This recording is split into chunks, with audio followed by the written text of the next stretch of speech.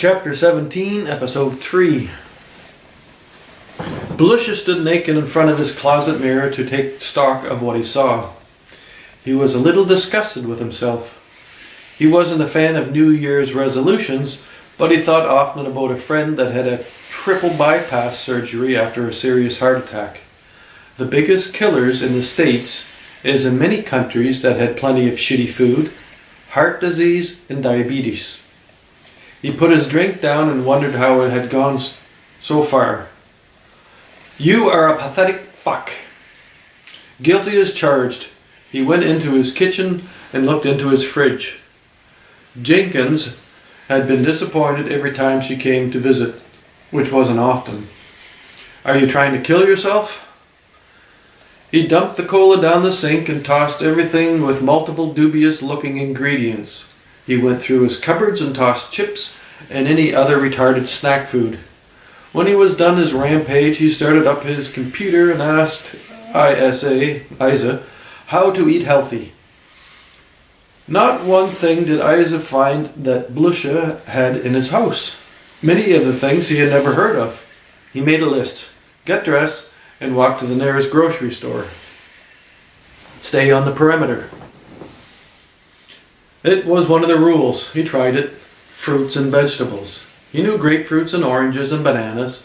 He remembered broccoli and sweet potatoes, onions and garlic for taste. He went past the meat products. Bacon he so loved, but no, take a few days off. Sausage, ham, slices, maybe next week. He shook his head and kept moving and didn't stop until he got to the fresh meat counter. He decided on fish, which made him think of rice. On his way home, he tried to remember the last time he cooked a real meal. He decided to throw everything into a big pot and bake the fish. It wasn't going to be easy, but fuck it. He had to stop eating shit and die of something other than diabetes or heart failure. The result wasn't bad. The stew with the rice in it was a little bland. He'd have to find out about spices. The fish was okay. He had no intention to get crazy health food nutty on himself, so he had a beer with his meal. He knew about cigarettes, but they would have to be dealt with later. He'd start by cutting back. Get it down to half a pack. That would leave close to an extra $2,000 for real food. He'd find the stores run by foreigners. It was more like shopping for food with the open market on the street front.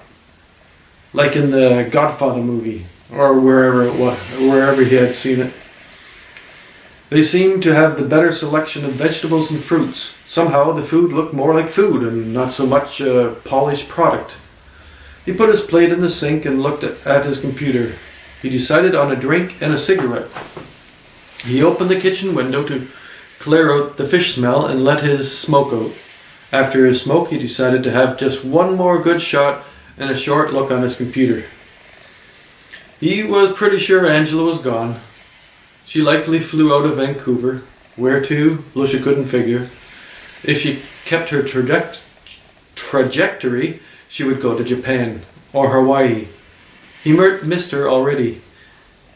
He'd have to let it go. There really was no point. But on the other hand, he could do a little more investigation on the victims. There was a pattern to be discovered. Someone big was involved in the selection. Someone not afraid to annoy whoever might have felt insulted or threatened by some organization that seemed to be waging a war. The problem with that theory was that Angela was born and grew up in Washington. That shouldn't be a country that ordered the assassination of who? A bunch of nasty criminals? Blussah shut down his computer, resolving to let the whole thing slide. It was making him nutty. He decided on one more cigarette and another beer in front of the television.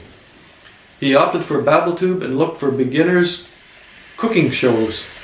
He ended up having a few more cigarettes and a few more drinks before flopping into bed with the hope that the phone would not ring before noon.